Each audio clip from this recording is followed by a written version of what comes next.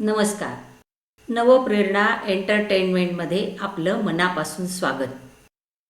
नाशिकच्या सामाजिक, शैक्षणिक आणि सांस्कृतिक जीवनाला समृद्ध करणाऱ्या अनेक विदुषी स्त्रियांनी आपल्या कार्याने समाजावर अमिट ठसा उमटवला आहे. काही स्त्रिया आज आपल्यात नाहीत, तर काही आजही आपल्या कार्याने समाजाला प्रेरणा देत आहेत. त्यांच्या कर्तृत्वाची ओळख पुढील पिढ्यांना व्हावी, त्यांच्या कार्याची नोंद राहावी आणि त्यातून प्रेरणा मिळावी या उद्देशाने या मालिकेतून आपण नाशिकमधील अशा प्रेरणादायी स्त्रियांच्या जीवनाचा वेध घेत आहोत. आज आपण ओळख करून घेणार आहोत अशाच एका प्रेरणादायी व्यक्तिमत्वाची. नऊवारी साडीतून घडलेली यशाची गाथा. आज आपण एका असामान्य स्त्रीचा जीवन प्रवास जाणून घेणार आहोत.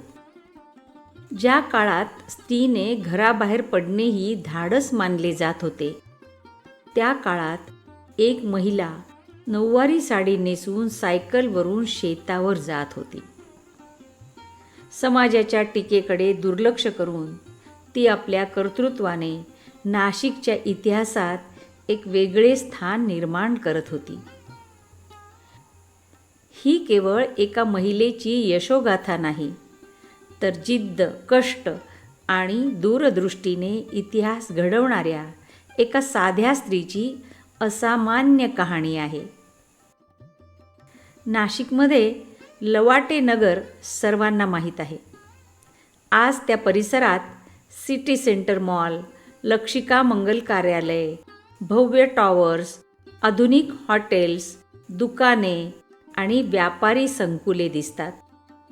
असा हा आधुनिक आणि विकसित परिसर ओळखला जातो तो केवळ निर्मला लवाटे यांच्या कर्तृत्वामुळेच.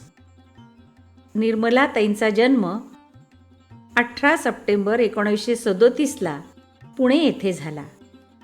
त्यांचे वडील दत्तात्रय भागवत मध्यमवर्गीय होते. 2 भाऊ आणि 1 बहीण अशा कुटुंबात निर्मला या सर्वात धाकट्या होत्या. लहानपणापासूनच कष्ट करणं आणि घरातील सर्व कामात आईला मदत करणं हा त्यांचा स्वभाव होता. त्यांचं प्राथमिक शिक्षण पुण्यातील शनिवार पेठेतील शारदा मंदिर शाळेत झालं. निर्मलाताईंचं बालपण अत्यंत संघर्षमय होतं. लहान वयातच वडिलांचं छत्र हरपलं. घरची आर्थिक परिस्थिती बिकट झाली. जगण्यासाठी आईबरोबर इतरांच्या घरी कामं करावी लागली. ज्या वयात मुलांनी खेळावं, शिकावं, स्वप्न पाहावीत, त्या वयात निर्मलाताईंना कष्ट आणि जबाबदारी यांची ओळख झाली. वयाच्या अवघ्या 14व्या वर्षी त्यांचा विवाह नाशिकच्या नारायण लवाटे यांच्याशी झाला. लवाटे कुटुंब वेदशास्त्र, आयुर्वेद आणि समाजातील मानाच्या स्थानासाठी ओळखलं जात होतं. कुटुंबाकडे सुमारे 40 एकर बागायती जमीन होती. घरात सुबत्ता होती. नेहमी पाहुण्यांची वर्दळ असायची. धार्मिक उत्सव होत असत आणि पैसा अक्षरशः पाण्यासारखा खर्च केला जात होता. शेती बटाईनं दिली होती. शेती करणारे स्वतःचे घर भरभराटीस आणत होते, तर लवाटे कुटुंबाला त्यातील अत्यल्प हिस्सा मिळत होता. उत्पन्न कमी आणि खर्च जास्त असल्यानं कर्ज वाढत गेलं. हे सर्व निर्मलाताईंना खटकत होतं. त्यांच्या लक्षात आलं की एवढी जमीन असूनही त्यातून अपेक्षित उत्पन्न मिळत नाही. मात्र सुरुवातीला त्यांना काही बोलण्याचं धाडस होत नव्हतं. अखेर एक दिवस त्यांनी साहस एकवटून सासऱ्यांसमोर आपलं मन मोकळं केलं. घरातील सर्व जबाबदाऱ्या सांभाळत शेतीची देखरेख करण्याची तयारी त्यांनी दर्शवली.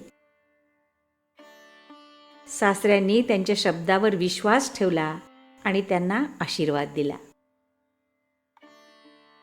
आणि इथूनच त्यांच्या आयुष्याचा नवा अध्याय सुरू झाला.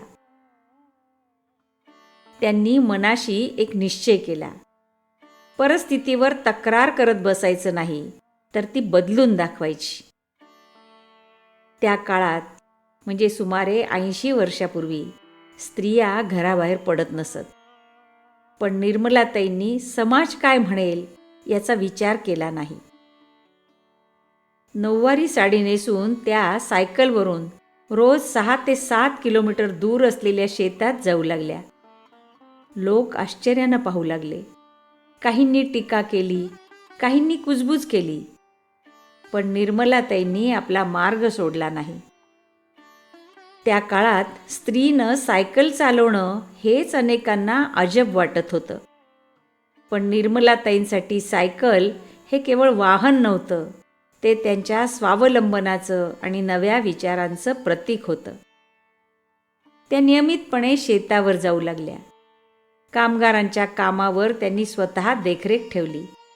प्रत्येक झाड, प्रत्येक पीक आणि प्रत्येक खर्चावर त्यांची नजर असे.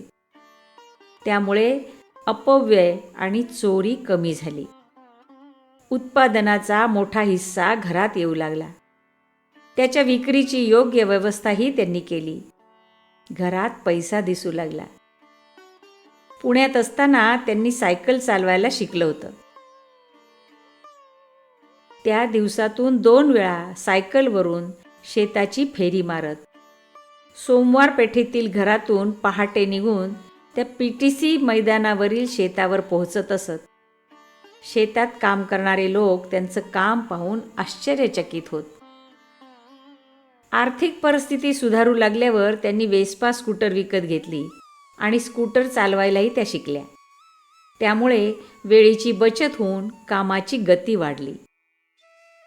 त्यांनी शेतीत बैलगाडीसह आधुनिक यंत्रसामग्री, पाण्याच्या सुविधा, दर्जेदार बियाणं, उत्तम खतं, माती परीक्षण यांचा वापर तज्ज्ञांच्या सल्ल्यानं सुरू केला. आंबा, पेरू, चिकू आणि द्राक्षाच्या उत्पादनात मोठी वाढ झाली. घरात समृद्धी दिसू लागली. शेतात उत्पादित झालेल्या मालाची छाटणी करणं, त्यांचे गठ्ठे बांधणं, गंगा घाटावर विक्रीसाठी उभं राहणं आणि संध्याकाळी मार्केट यार्डमध्ये मालाच्या लिलावासाठी उपस्थित राहणं, अशी सर्व कामं त्या स्वतः करत असत. दिवसभर उन्हात राबणारी ही महिला संध्याकाळी व्यापाऱ्यांशी व्यवहार करत असे. शेतकरी, व्यापारी आणि उद्योजक या तिन्ही भूमिका त्या एकाच वेळी समर्थपणे पार पाडत होत्या. त्यांच्या उल्लेखनीय कार्याची दखल घेत महाराष्ट्र राज्य कृषी विभागाने त्यांचा फलोत्पादन क्षेत्रातील कार्यासाठी सन्मान केला. समाजकार्यातही निर्मलाताईंचा मोठा सहभाग होता. शेतावर काम करणाऱ्या कामगारांच्या महिलांसाठी त्यांनी एक सहकारी केंद्र सुरू केलं. गोधड्या शिवणे, लहान कपड्यांची निर्मिती करणे यासारख्या कौशल्यांना त्यांनी प्रोत्साहन दिलं.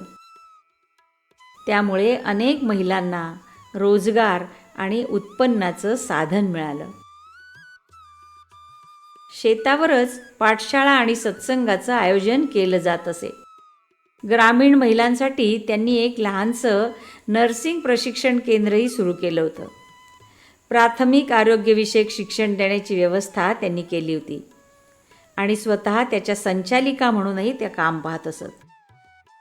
स्वाभिमानी आणि कष्टाळू असलेल्या या महिलेनं समाजासमोर एक आदर्श ठेवला. नशिबाची वाट पाहण्यापेक्षा परिश्रमांनी नशीब घडवावं हा संदेश त्यांनी आपल्या आयुष्यानं दिला. पुढे त्यांनी आपल्या जमिनीचा आराखडा तयार करून त्याचे भूखंड पाडले आणि त्यांची विक्री केली. त्यातून लवाटेनगर या वसाहतीची स्थापना झाली.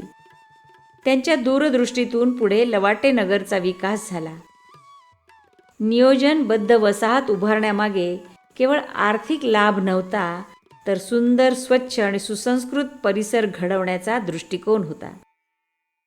एकेकाळी ज्या जमिनीवर त्या नऊवारी साडी नेसून सायकल चालवत जात होत्या, शेती करत होत्या, त्याच जमिनीवर पुढे आधुनिक वसाहत उभी राहिली. काळ बदलला, पण त्या परिवर्तनाच्या केंद्रस्थानी निर्मलाताईंचे श्रम आणि दूरदृष्टी कायम राहिली. आज लवाटे नगरचे नाव घेतले जाते तेव्हा आपल्याला इमारती, रस्ते आणि विकास दिसतो, पण त्या विकासामागे एका नऊवारी साडीतील कष्टाळू स्त्रीचे घामाचे थेंब आणि अथक परिश्रम दडलेले आहेत, हे विसरून चालणार नाही. याच परिसरात त्यांनी देवीचं मंदिर उभारलं. आजही ते अनेकांसाठी श्रद्धा आणि अध्यात्माचं केंद्र आहे. कायदे, नियम आणि जमिनीच्या खरेदी विक्री संबंधीच्या बाबींचे त्यांना उत्तम ज्ञान होते. केवळ औपचारिक शिक्षण घेतलेल्या या कर्तृत्ववान नाशिककर महिलेने आपल्या बुद्धिमत्ता, दूरदृष्टी आणि परिश्रमाच्या बळावर उद्योजकतेचे नवे उदाहरण निर्माण केले. त्यांच्या या उल्लेखनीय कार्यासाठी त्यांना उद्योजकता पुरस्काराने सन्मानित करण्यात आलं. स्वतःला शिक्षण घेण्याची संधी मिळाली नाही याची खंत त्यांनी समाजासाठी कार्य करून भरून काढली. अनेक विद्यार्थ्यांना शिक्षणासाठी मदत केली, शाळांना सहकार्य केलं, गरजूंना आधार दिला. सासरची जबाबदारी सांभाळताना त्यांनी माहेरही विसरले नाही. आपल्या भावंडांना उभं करण्यासाठी त्यांनी मदत केली आणि सर्वात महत्त्वाचं म्हणजे आपल्या आईला त्या कधीच विसरल्या नाहीत. ज्या आईनं संघर्ष करून त्यांना घडवलं, त्या आईची शेवटच्या श्वासापर्यंत त्यांनी सेवा केली. जग जिंकणाऱ्या अनेक व्यक्ती दिसतात, पण आपल्या यशाच्या शिखरावर उभे राहूनही आईचे ऋण विसरत नाहीत, अशा व्यक्ती फार थोड्या असतात. ही मातृभक्ती त्यांच्या व्यक्तिमत्वाचा अत्यंत सुंदर पैलू आहे. निर्मला नारायण लवाटे यांचं जीवन हे परिश्रम, जिद्द, स्वावलंबन, कर्तव्य आणि सामाजिक बांधिलकी यांचं प्रेरणादायी प्रतीक आहे. त्यांनी सिद्ध करून दाखवलं की शिक्षण मर्यादित असलं तरी ध्येय, मेहनत आणि आत्मविश्वास यांच्या बळावर असामान्य यश संपादन करता येतं. संघर्षातून कर्तृत्व घडवणाऱ्या, परंपरांना नवी दिशा देणाऱ्या, कुटुंब, समाज आणि शेती यांचा सुंदर समतोल साधणाऱ्या निर्मलाताई लवाटे यांचं जीवन आपल्याला एकच संदेश देतं. परिस्थिती कितीही कठीण असली तरी आत्मविश्वास, परिश्रम आणि प्रामाणिकपणा यांच्या बळावर यशाचं शिखर गाठता येतं. संत ज्ञानेश्वर माऊलींच्या शब्दात सांगायचं झालं तर मार्गाधारे वर्तावे या संत वचनाचा अर्थ आपल्या आयुष्याने सिद्ध करून दाखवणाऱ्या कर्मयोगिनी निर्मलाताई लवाटे यांना विनम्र अभिवादन. पुढील भागात भेटूया नाशिकच्या इतिहासात आपला वेगळा ठसा उमटवणाऱ्या आणखी एका प्रेरणादायी महिलेला. धन्यवाद. या होत्या महाराष्ट्राच्या सामाजिक, राजकीय आणि सांस्कृतिक क्षेत्रात आपली छाप सोडणाऱ्या नाशिकच्या प्रभावी स्त्रिया, अर्थात नाशिकच्या विदुषी. मूळ लेखिका डॉक्टर विद्या केशव चिटको. निर्मिती नवप्रेरणा एंटरटेनमेंट. मराठी भाषांतर आणि वाचक स्वर ॲडव्होकेट प्रेरणा देशपांडे.